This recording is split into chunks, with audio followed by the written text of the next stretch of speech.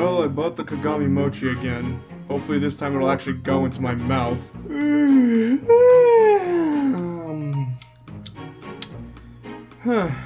Where am I? Wait, you're alive? I thought I plunged my sword into you. I thought you went out from starvation. How long was I asleep for?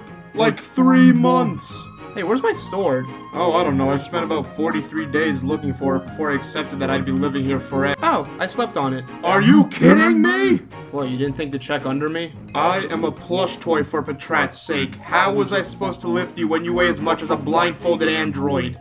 Well, this was entertaining and all, but I'm gonna go back to my cozy black abyss. And how do you plan to do that?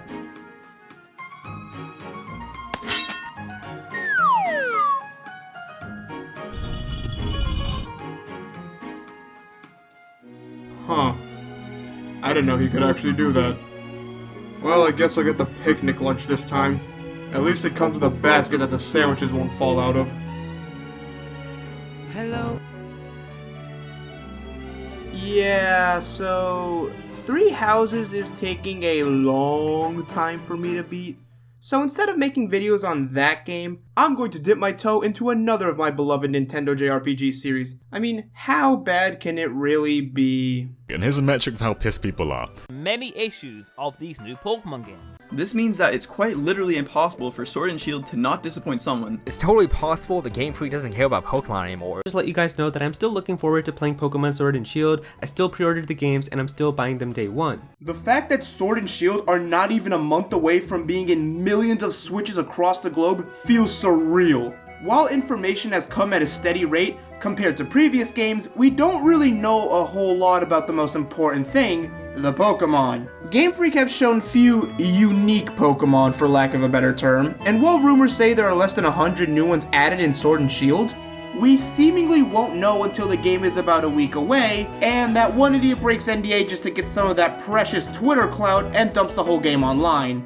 But I think the most shocking thing to all of us is that we don't even know what these starters evolve into when around this point in Generation 7, we already knew what the final stages were. Realistically, we might not know anything about the starters until we see them evolve on screen. However, Grookey will be the best because he will turn into some sort of Funky Kong Donkey Kong fusion, and it will be glorious as it will remind everyone of DK Jungle Beat. So let's get it, Grookey gang. So, for the purposes of this list, I will not be including any Galarian starters, and instead, I'll be going over what we do have, as that gives me a nice comfortable 21 mods to work with, as I will only talk about traditional starters, so no Pikachu, Eevee, and nothing from the spin-offs like a Mystery Dungeon or Shadow Pokemon games. I should also add that I really mean it when I say that this is my opinion only.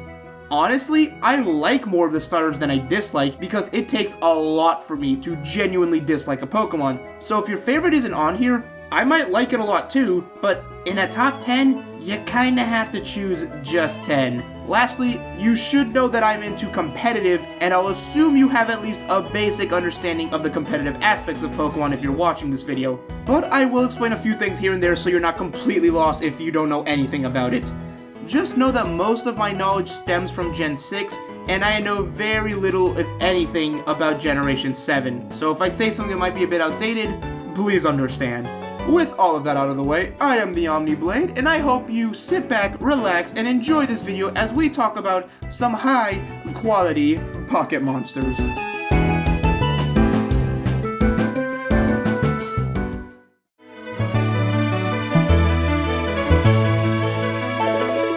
I think starting this list off with Feraligatr shows the baseline standard of what I like in a Pokemon. First, let's get this out of the way because everyone has to make a joke about Feraligatrs.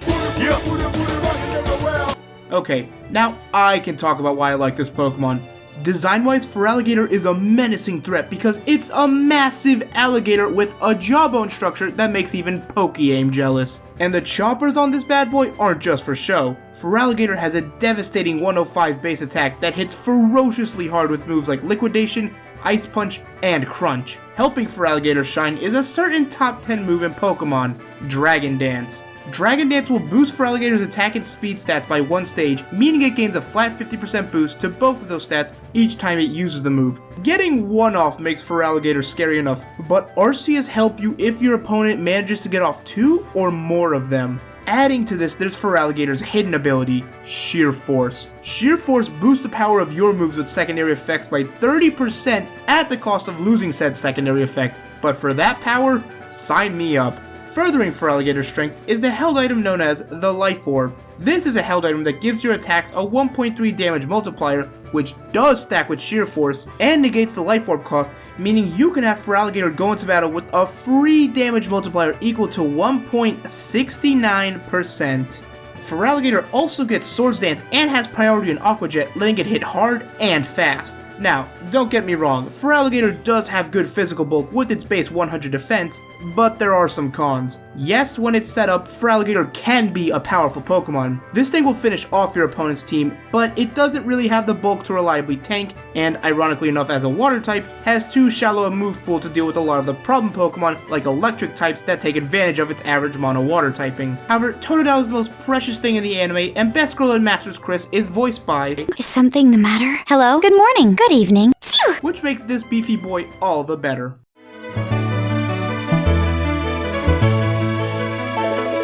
Moving up a generation, we have Blaziken, the, well, Blaze Pokemon.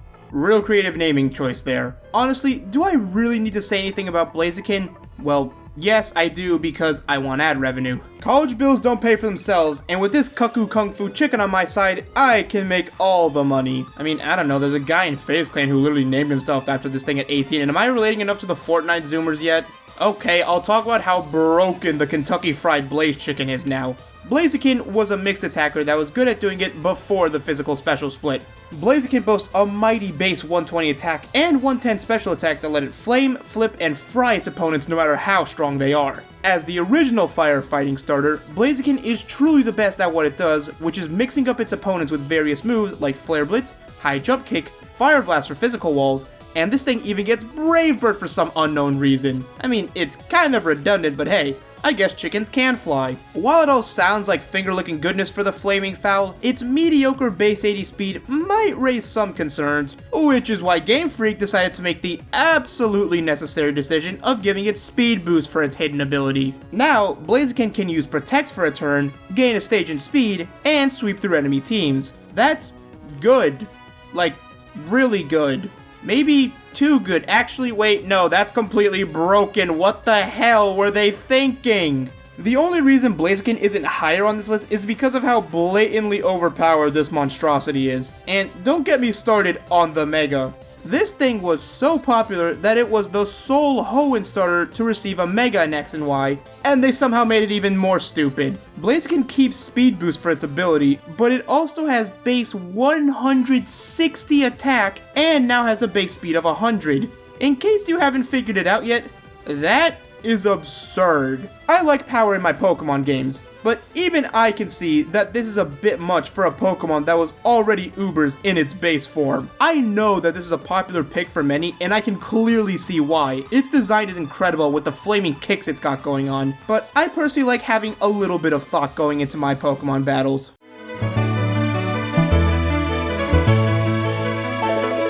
I have just one question for you Pokemon fans.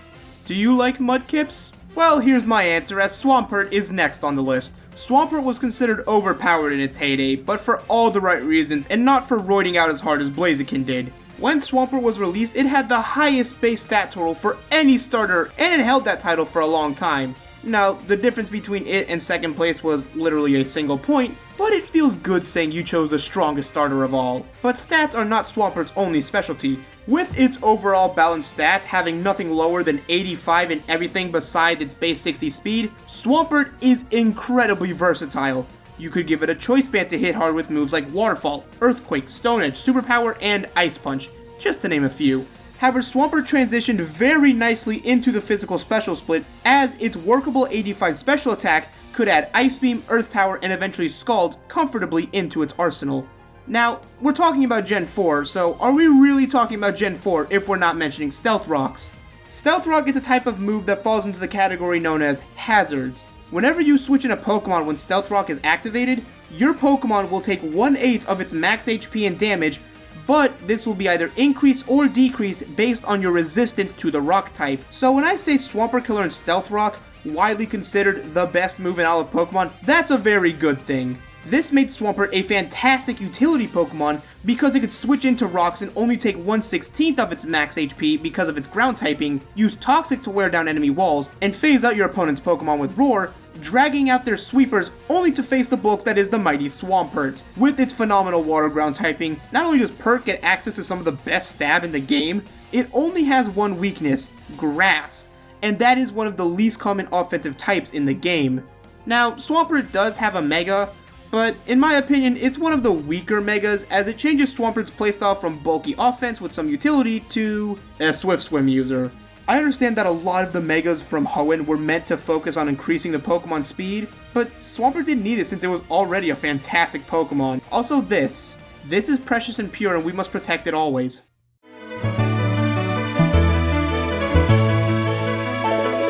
Continuing the trend of talking about a fire starter immediately after a water starter, we now have the Cyndaquil line. For those unaware, Typhlosion has an identical stat distribution to Charizard with 109 special attack, base 100 speed, and the rest of the stats not mattering because these are special sweepers. In Fire Emblem terms, Typhlosion is to Charizard as Roy is to Marth. A Charizard without the flying type sounds good in theory, with the flying type bringing in electric weakness, negating its resistance to ice, and doubling its rock weakness while only gaining effective stab against the fighting type. I mean, not losing half your health once you switch in is a pretty big bonus. However, Typhlosion lacks the move pool to make use of its decent stats. Typhlosion's main set has you pick a choice item and spam the ever-loving crap out of Eruption, which is a base 150 power attack, if and only if you're at full HP.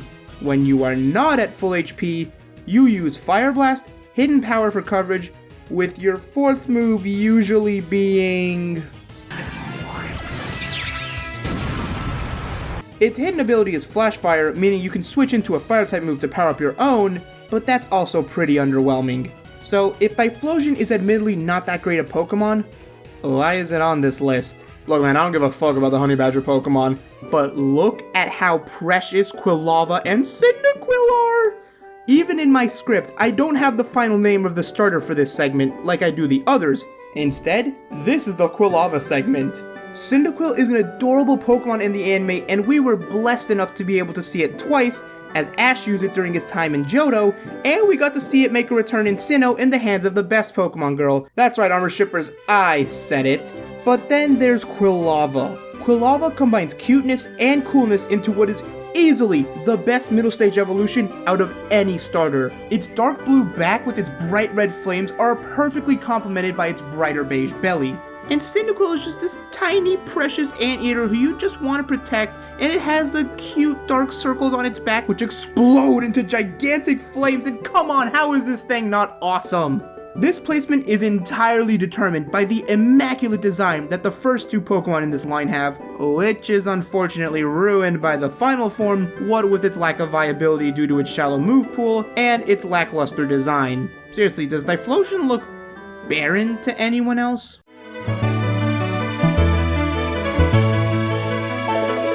The Sinnoh starters are some of the best at, well, everything. Typing, utility, power, these Pokemon get everything right in the design department, which is why many view these starters as some of the best. And rejoice, Grass Starter fans, for we can finally talk about one through Torterra. While Torterra is unfortunately the least viable of the Sinnoh starters, Chugga Conroy used one in his Platinum LP and made a decent argument for it there. With Generation 4, the physical special split gave Pokemon significantly more options than before, and I think using the starters to show that was an ingenious idea. With Turtwig gaining a secondary ground typing, it would have been screwed in previous gens. If a grass type was an attacker, it had to be specially oriented, no ways around it. There were some good defensive Pokemon sub-hentai, but Torterra and a few other grass types introduced in Generation 4 shook things up heavily for the meta. Torterra's best stat is its base 109 attack combined with ground stab giving it powerful earthquakes, but it also benefits from its grass stab through Wood Hammer, which is basically double edge but grass typing. It could also use moves like Stone Edge effectively, giving it an answer to flying type Pokemon. However, it can also tank them very well thanks to its incredible defenses.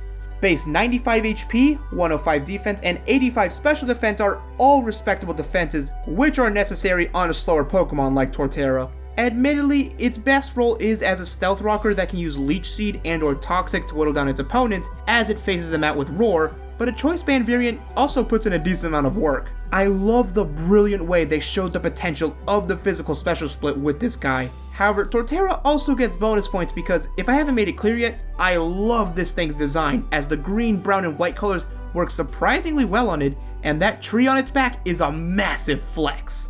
However, if we're talking about Sinnoh, we've gotta mention the anime and how it also showed how to adapt to the new strategy changes brought in this generation. When Turtwig evolved into Grotle, it could no longer rely on its speed, but instead had to come up with a new method of battling, just like trainers using this Pokemon for the first time. Naturally, there was this great moment with Paul's Torterra that gave a layer of nuance to his methods as a trainer and humanized him a little bit more.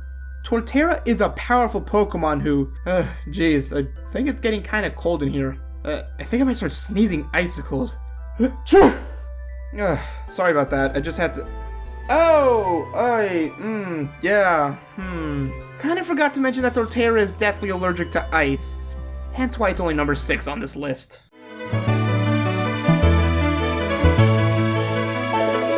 Ninjas are badasses. Alright, that's it, next segment. Okay, fine, I'll talk about Greninja for real now. However, I doubt I can add much. Greninja does as a ninja would do, and that is be fast and efficient. Greninja has an absurdly high base speed with a gargantuan 122 that works wonders with its base 103 special attack. Basically, unless you were this thing, or a Weavile, you were going second and taking a hefty chunk of damage.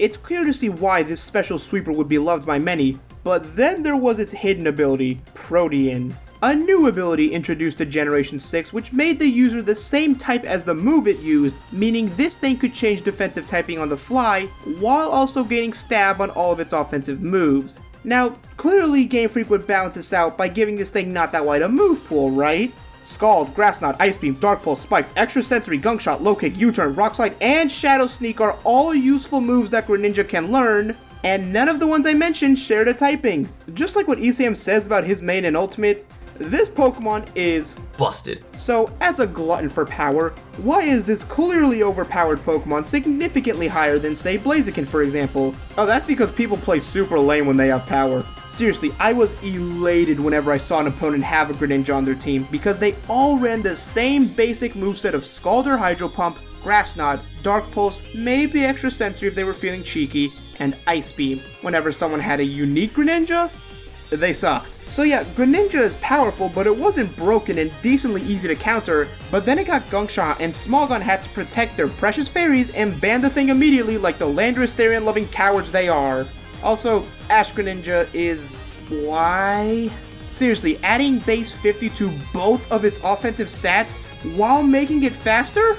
What type of drugs were you on, Game Freak, and where can I get some of them? Because seriously, whatever you gave to Ash Greninja here, I could use some of that in my life.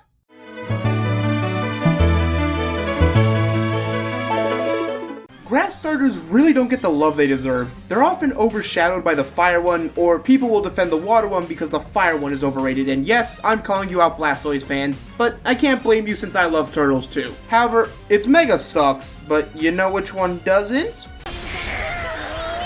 I know I mentioned before that Torterra was a great way to show the changes to the physical special split. That being said, we must now pour one out for all Sceptile fans in Leaf Blade. Those people lay patiently in wait for the day their boy could return, and then they were rewarded with Christmas. Mega Sceptile has 145 bases in both special attack and speed, which would make this Deciduous a powerful threat, but it lacks the move pool to use it properly. A standard Mega Sceptile will run Leaf Storm, Dragon Pulse as it does gain Dragon type upon Mega Evolving, Focus Miss, and some sort of hidden power. My notes here say Fire, but Ice could work as well. The sad part is that Sceptile can't learn Draco Meteor, so Dragon Pulse is its best bet, and I skipped straight to the Mega because if anyone says they use Sceptile competitively, they're referring to Pokken, which...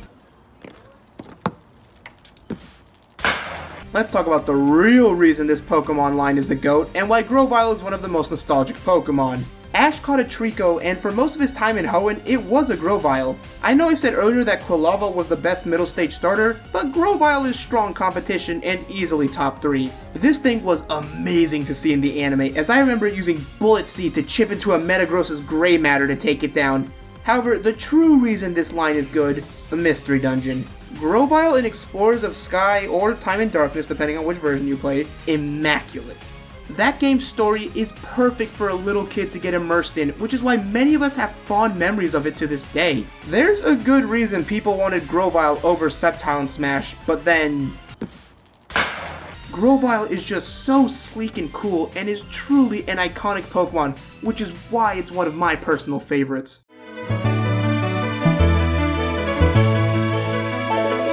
We move into the Pokemon that are straight fire, and that's why we're going to talk about Infernape. Did the anime make this Pokemon a nostalgic pick for many? Yes. Is that why it's here for me? Honestly, no. I didn't see many of the episodes where Infernape learned to control its Super Blaze or whatever you want to call it, but I love this Pokemon because of how useful it is. Chimchar was the first starter I chose when I really understood how to build a Pokemon team, and was a trusted partner through my Platinum run. Then when X and Y came around, teenagers like myself wanted to get into competitive because it was significantly more streamlined, and that's when my love of Infernape really began to shine. Infernape is a Pokemon with base 104 offenses and a solid 108 base speed. Its defenses are mediocre with all of them hovering in the 70s, but unless you're a sweeper with super effective stab, you're not one-shotting this monkey. Infernape definitely has the tools to make use of its solid mixed offenses by using both Flare Blitz and Fire Blast, or Close Combat and Focus Miss. But if you think those are the only moves it gets, oh dear viewer. U-Turn, Mach Punch, Thunder Punch, Earthquake, Stone Edge, Gunk Shot, Grass Knot, Slack Off for recovery, and the best move in the game, Stealth Rocks. Yeah, this guy can learn Stealth Rocks. Hell, this thing even gets Calm Mind through level up now, so it can take special hits while dishing them back out. I've gone over its great stats, its fantastic move pool, so now I'm free to talk about its design. Infernape is a beautiful ethnic fusion of Chinese, Japanese, and Hindi culture, with design inspired from Sun Wukong, with the gold adornment it has all over its body, and the fire motif taken from Hinduism, as it's a clear reference to Hanuman from the Ramayana. If you somehow need more convincing that Infernape is a powerful Pokemon, have a look at its Conquest artwork. Now that right there radiates big dick energy.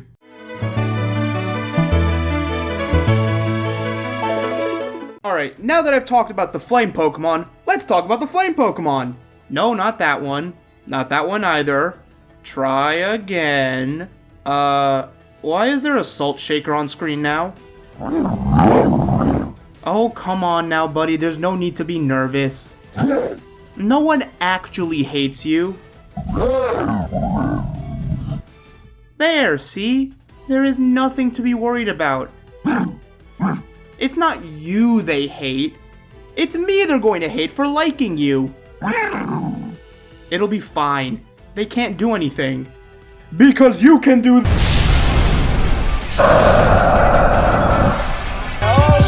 People, Leon's ace is a Charizard. How did you not see this coming?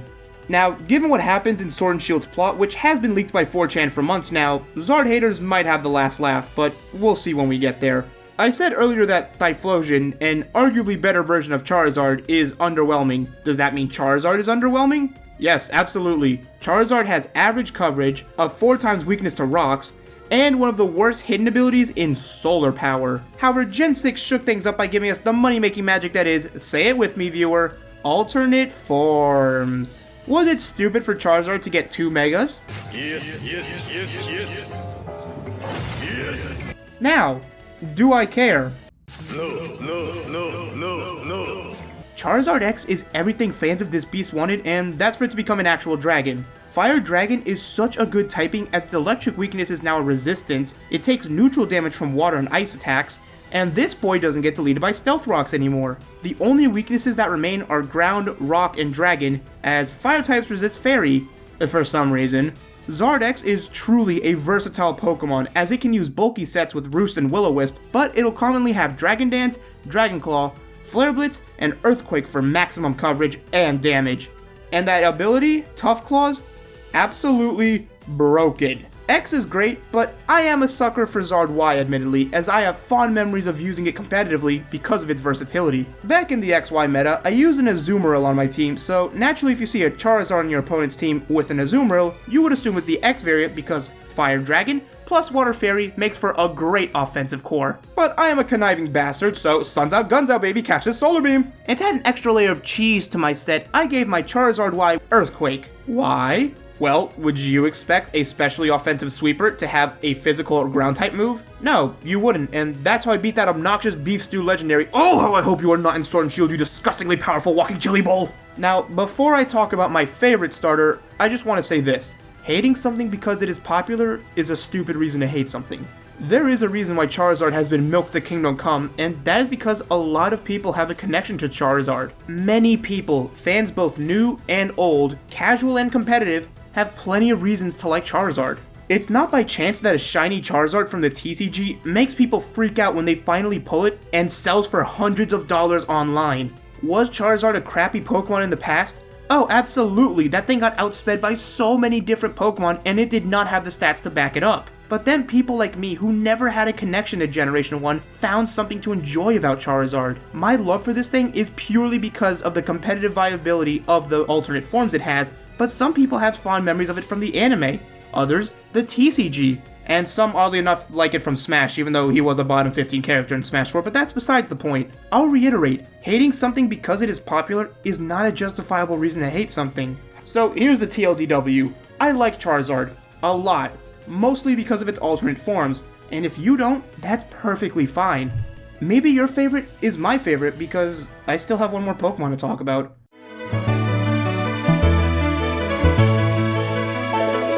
I normally don't do honorable mentions, but that's more out of laziness than anything else, so I'm going to take this opportunity to talk about Meganium.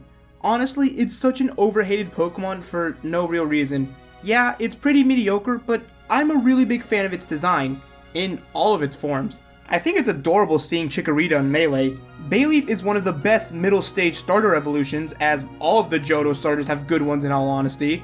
And Meganium, it's a Stegosaurus. Okay, it has a gigantic pink flower around its neck. Who cares? I still think it looks awesome. And if I feel like having a challenge in Coliseum, I'll use one on one of my teams. It's honestly not the worst thing you could use as it's decently bulky and gets body slam to paralyze things, which is immensely useful in catching shadow Pokemon. A lot of people say Chikorita is useless because using one is like going in the actual hard mode of Gold and Silver, which is admittedly the case, but I still really like this thing. Its design is that cool to me, and it really gets overhated just because it has a flower on it.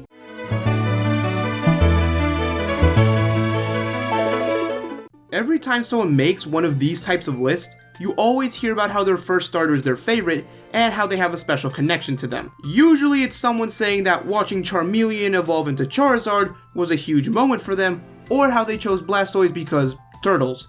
And Venusaur fans just don't make YouTube videos, I guess. I've seen some videos say the same thing about Typhlosion or Blaziken that they have for Charizard because, let's face it, the fire starter is always the cool one to pick. Arceus helped the ones who do that in Sword and Shield. So that brings us to the question of, who was my first starter? I don't think it's a surprise to anyone at this point, given my clear love for the Sinnoh starters, that my first, by process of elimination, was Piplup.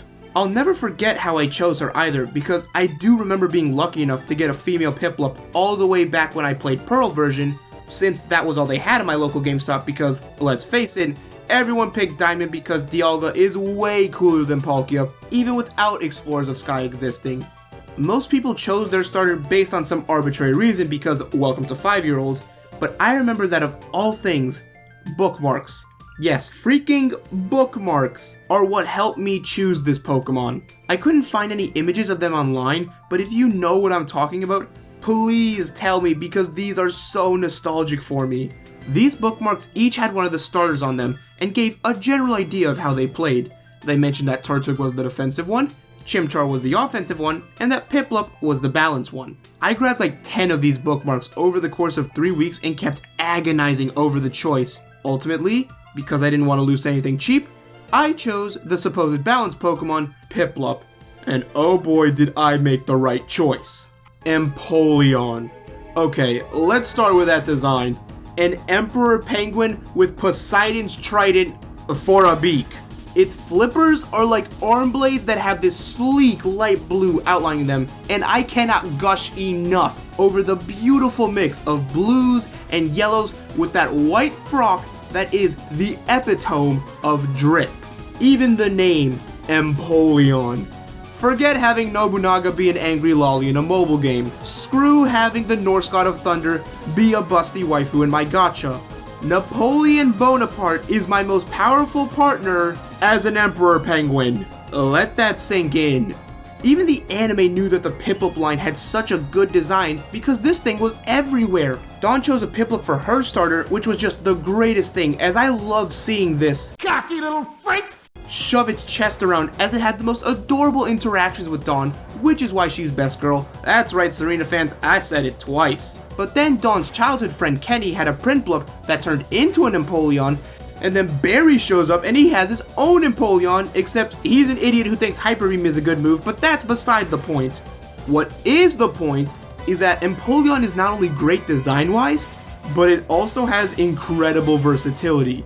Empoleon as of Generation 7 is the only Water Steel Pokemon, and I'm going to tell you why they never added another one. That is because the combination of Water and Steel gives Empoleon resistances to Normal, Bug, Water, Flying, Dragon, Psychic, Fairy, and Stealth Rocks, with an immunity to Poison because of the Steel typing, meaning you can't stall it out with Toxic, and not just one, but 2 quad resistances in Steel, and the ever offensively common Ice type, meaning that Empoleon resists almost 2/3 of the types in the game, with weaknesses only to Electric, Fighting, and Ground. But Empoleon is base 101 special defense and base 88 defense with base 84 HP, so without setup, Electric and Fighting moves won't one-shot it. It also has a good move pool for tanking. Scald can burn physical attackers, which can mix very well with Protect, Toxic, Roar, and Stealth Rocks for maximum annoyance to your opponent. Its hidden ability Defiant also gives it more options as a physical attacker of all things, but its base 111 special attack is plenty to make good use of the good special stab options it has, alongside some other choice moves like Ice Beam. Everything about Empoleon, the design, the typing, the diverse move pool, even the name, are all reasons why I love this Pokemon.